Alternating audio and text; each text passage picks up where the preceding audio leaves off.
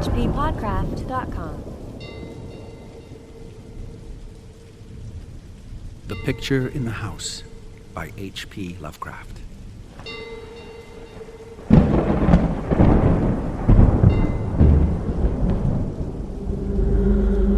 Searchers after horror haunt strange, far places. For them are the catacombs of Ptolemaeus and the carven mausolea of the nightmare countries. They climb to the moonlit towers of ruined Rhine castles and falter down black cobwebbed steps beneath the scattered stones of forgotten cities in Asia. The haunted wood and the desolate mountain are their shrines, and they linger around the sinister monoliths on uninhabited islands. But the true epicure in the terrible, to whom a new thrill of unutterable ghastliness is the chief end and justification of existence, esteems most of all the ancient lonely farmhouses of backwoods New England. For there the dark elements of strength, solitude, grotesqueness, and ignorance combine to form the perfection of the hideous.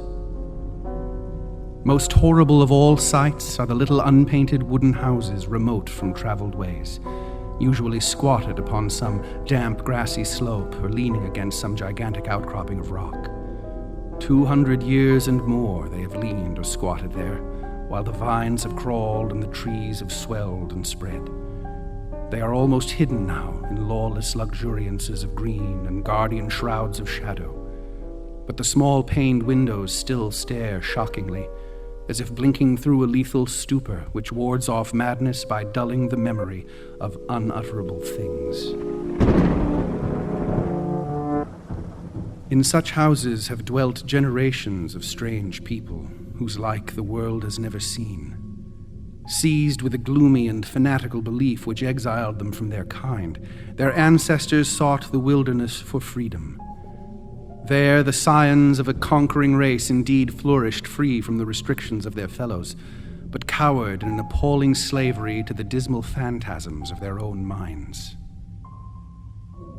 Divorced from the enlightenment of civilization, the strength of these Puritans turned into singular channels, and in their isolation, morbid self-repression, and struggle for life with relentless nature, there came to them dark, furtive traits from the prehistoric depths of their cold northern heritage.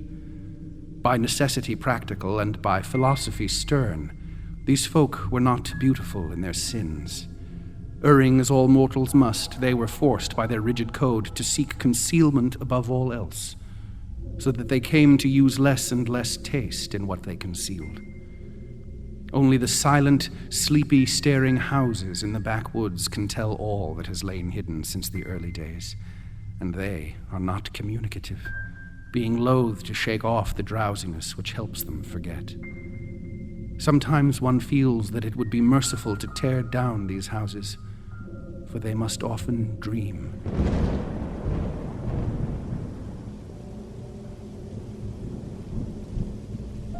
It was to a time-battered edifice of this description that I was driven one afternoon in November 1896, by a rain of such chilling copiousness that any shelter was preferable to exposure.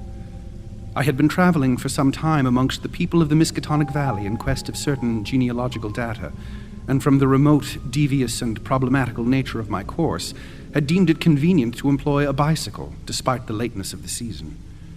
Now I found myself upon an apparently abandoned road which I had chosen as the shortest cut to Arkham, overtaken by the storm at a point far from any town, and confronted with no refuge save the antique and repellent wooden building which blinked with bleared windows from between two huge leafless elms near the foot of a rocky hill. Distant though it was from the remnant of a road, the house nonetheless impressed me unfavorably the very moment I espied it. Honest, wholesome structures do not stare at travelers so slyly and hauntingly, and in my genealogical researches I had encountered legends of a century before which biased me against places of this kind. Yet the force of the elements was such as to overcome my scruples, and I did not hesitate to wheel my machine up the weedy rise to the closed door which seemed at once so suggestive and secretive. I had somehow taken it for granted that the house was abandoned, yet as I approached it I was not so sure. For though the walks were indeed overgrown with weeds, they seemed to retain their nature a little too well to argue complete desertion. Therefore, instead of trying the door, I knocked, feeling as I did so a trepidation I could scarcely explain. As I waited on the rough, mossy rock which served as a doorstep, I glanced at the neighboring windows and the panes of the transom above me, and noticed that, although old, rattling, and almost opaque with dirt, they were not broken. The building then must still be inhabited, despite its isolation and general neglect. However, my rapping evoked no response, so after repeating the summons, I tried the rusty latch and found the door unfastened. Inside was a little vestibule with walls from which the plaster was falling, and through the doorway came a faint but peculiarly hateful odor. I entered, carrying my bicycle, and closed the door behind me. Ahead rose a narrow staircase, flanked by a small door probably leading to the cellar, while to the left and right were closed doors leading to rooms on the ground floor. Leaning my cycle against the wall, I opened the door at the left and crossed into a small, low-ceiled chamber but dimly lighted by its 2 dusty windows and furnished in the barest and most primitive possible way. It appeared to be a kind of sitting room, for it had a table and several chairs, and an immense fireplace above which ticked an antique clock on a mantel. Books and papers were very few, and in the prevailing gloom I could not readily discern the titles. What interested me was the uniform air of archaism as displayed in every visible detail. Most of the houses in this region I had found rich in relics of the past, but here the antiquity was curiously complete, for in all the room I could not discover a single article of definitely post-revolutionary date. Had the furnishings been less humble, the place would have been a collector's paradise. As I surveyed this quaint apartment, I felt an increase in that aversion first excited by the bleak exterior of the house. Just what it was that I feared or loathed, I could by no means define, but something in the whole atmosphere seemed redolent of unhallowed age, of unpleasant crudeness, and of secrets which should be forgotten. I felt disinclined to sit down, and wandered about, examining the various articles which I had noticed. The first object of my curiosity was a book of medium size lying upon the table and presenting such an antediluvian aspect that I marveled at beholding it outside a museum or library. It was bound in leather with metal fittings and was in an excellent state of preservation, being altogether an unusual sort of volume to encounter in an abode so lowly. When I opened it to the title page, my wonder grew even greater, for it proved to be nothing less rare than Pigafetta's account of the Congo region, written in Latin from the notes of the sailor Lopez and printed at Frankfurt in 1598. I had often heard of this work, with its curious illustrations by the brothers Debray, hence for a moment forgot my uneasiness in my desire to turn the pages before me. The engravings were indeed interesting, drawn wholly from imagination and careless descriptions, and represented Negroes with white skins and Caucasian features. Nor would I soon have closed the book had not an exceedingly trivial circumstance upset my tired nerves and revived my sensation of disquiet. What annoyed me was merely the persistent way in which the volume tended to fall open of itself at plate 12, which represented in gruesome detail a butcher's shop of the cannibal Anziques. I experienced some shame at my susceptibility to so slight a thing, but the drawing nevertheless disturbed me, especially in connection with some adjacent passages descriptive of Anzique gastronomy. I had turned to a neighboring shelf and was examining its meager literary contents, an 18th century Bible, a Pilgrim's Progress of like period, illustrated with grotesque woodcuts and printed by the almanac maker Isaiah Thomas, the rotting bulk of Cotton Mather's Magnalia Christi Americana, and a few other books of evidently equal age, when my attention was aroused by the unmistakable sound of walking in the room overhead. At first astonished and startled, considering the lack of response to my recent knocking at the door, I immediately afterward concluded that the walker had just awakened from a sound sleep and listened with less surprise as the footsteps sounded on the creaking stairs. The tread was heavy, yet seemed to contain a curious quality of cautiousness, a quality which I disliked the more because the tread was heavy. When I had entered the room, I had shut the door behind me. Now, after a moment of silence, during which the walker may have been inspecting my bicycle in the hall, I heard a fumbling at the latch and saw the paneled portal swing open again. In the doorway stood a person of such singular appearance that I should have exclaimed aloud but for the restraints of good breeding. Old, white-bearded, and ragged, my host possessed a countenance and physique which inspired equal wonder and respect. His height could not have been less than 6 feet, and despite a general air of age and poverty, he was stout and powerful in proportion. His face, almost hidden by a long beard which grew high on the cheeks, seemed abnormally ruddy and less wrinkled than one might expect, while over a high forehead fell a shock of white hair little thinned by the years. His blue eyes, though a trifle bloodshot, seemed inexplicably keen and burning. But for his horrible unkemptness, the man would have been as distinguished-looking as he was impressive. This unkemptness, however, made him offensive, despite his face and figure. Of what his clothing consisted I could hardly tell, for it seemed to me no more than a mass of tatters surmounting a pair of high, heavy boots, and his lack of cleanliness surpassed description. The appearance of this man and the instinctive fear he inspired prepared me for something like enmity, so that I almost shuddered through surprise and a sense of uncanny incongruity when he motioned me to a chair and addressed me in a thin, weak voice full of fawning respect and ingratiating hospitality. His speech was very curious, an extreme form of Yankee dialect I had thought long extinct, and I studied it closely as he sat down opposite me for conversation. "Ketched in the rain, be ye?" he greeted. "Glad ye was nigh the house and had the sense to come right in. I calculate I was asleep, else I'd have heard ye.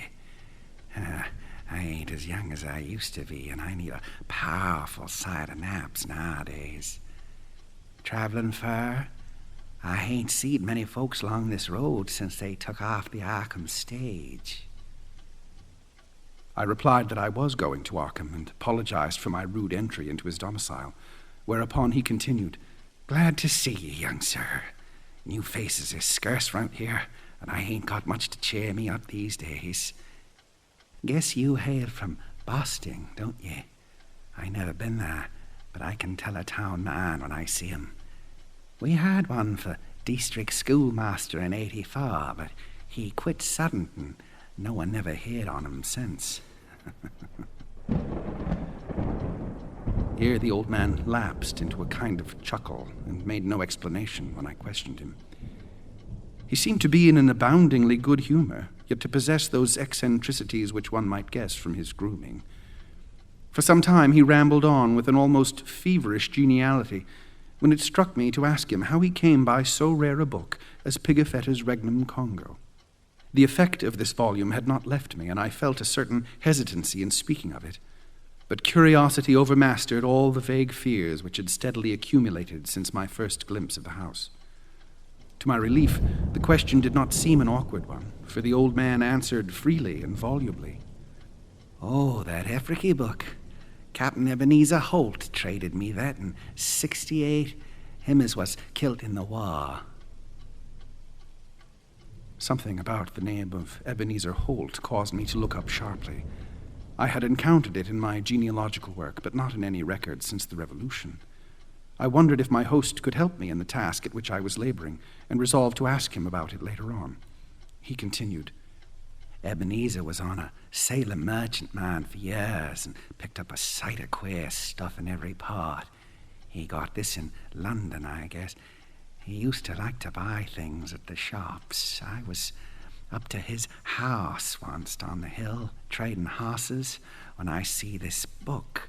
I relish the pictures, so he give it in on a swap. 'Tis a queer book. Here, leave me get on my spectacles." The old man fumbled among his rags, producing a pair of dirty and amazingly antique glasses with small octagonal lenses and steel bows. Donning these, he reached for the volume on the table and turned the pages lovingly. "Ebenezer could read a little of this. 'Tis Latin, but I can't. I had 2 or 3 schoolmasters read me a bit, and Parson Clark, him they say got drowned in the pond. Can you make anything out of it?" I told him that I could, and translated for his benefit a paragraph near the beginning. If I erred, he was not scholar enough to correct me, for he seemed childishly pleased at my English version. His proximity was becoming rather obnoxious, yet I saw no way to escape without offending him. I was amused at the childish fondness of this ignorant old man for the pictures in a book he could not read, and wondered how much better he could read the few books in English which adorned the room. This revelation of simplicity removed much of the ill-defined apprehension I had felt, and I smiled as my host rambled on. Queer how pictures can set a body thinking. Take this one here, near the front. Have you ever seen trees like that with big leaves a-flopping over and down? And them can't be niggers. They do beat all. Kind of like Injuns, I guess, even if they be in Africa. Some of these here critters look like monkeys, or half monkeys and half men, but I never heard of nothing like this one. Here he pointed to a fabulous creature of the artist, which one might describe as a sort of dragon with the head of an alligator. But now I'll show you the best one. Over here, nigh the middle. The old man's speech grew a trifle thicker, and his eyes assumed a brighter glow. But his fumbling hands, though seemingly clumsier than before, were entirely adequate to their mission. The book fell open, almost of its own accord, and as if from frequent consultation at this place, to the repellent 12th plate showing a butcher's shop amongst the Anzique cannibals. My sense of restlessness returned, though I did not exhibit it. The especially bizarre thing was that the artist had made his Africans look like white men. The limbs and quarters hanging about the walls of the shop were ghastly, while the butcher with his axe was hideously incongruous. But my host seemed to relish the view as much as I disliked it. What do you think of this? Ain't never see the like hereabouts, eh? When I see this, I tell Deb Holt, that's something to stir you up and make your blood tickle. When I read in scripture about slaying like the Midianites was slew, I kinda think things, but I ain't got no picture of it. Here a body can see all there is to it. I suppose 'tis sinful, but ain't we all born and living in sin? That fella being chopped up gives me a tickle every time I look at him.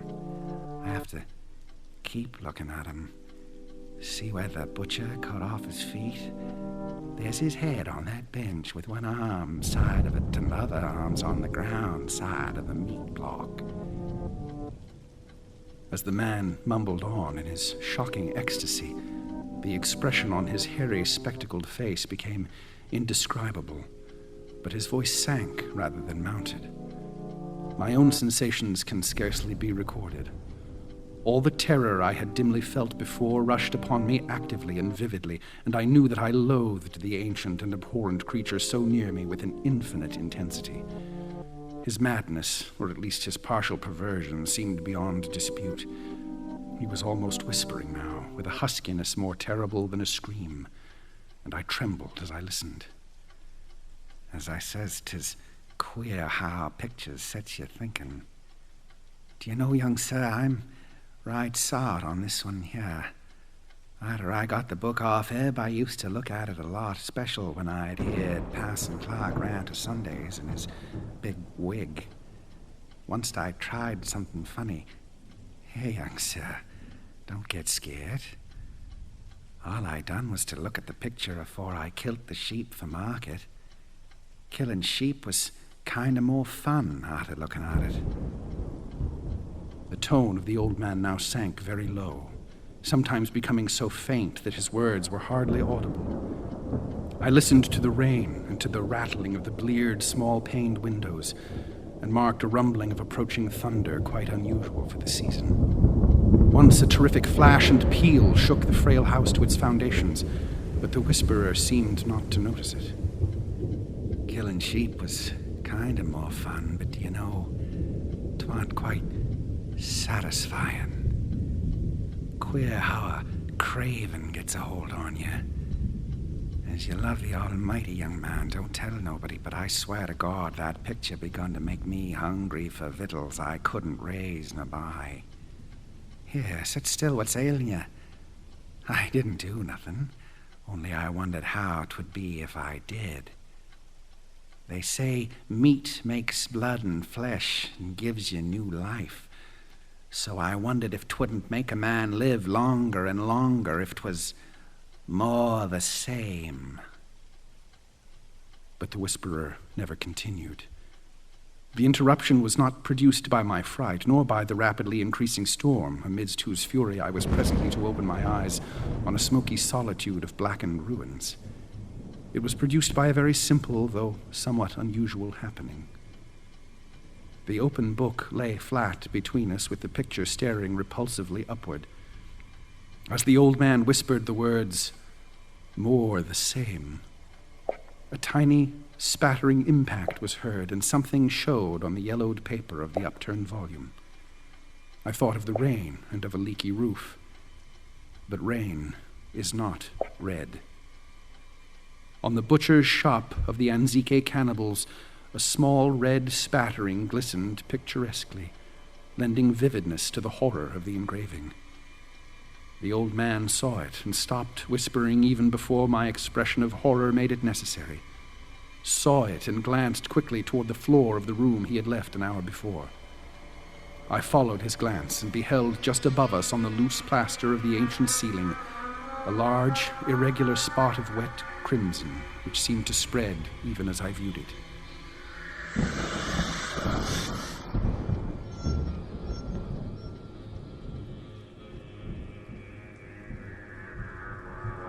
I did not shriek or move, but merely shut my eyes. A moment later came the titanic thunderbolt of thunderbolts, blasting that accursed house of unutterable secrets, and bringing the oblivion which alone saved my mind.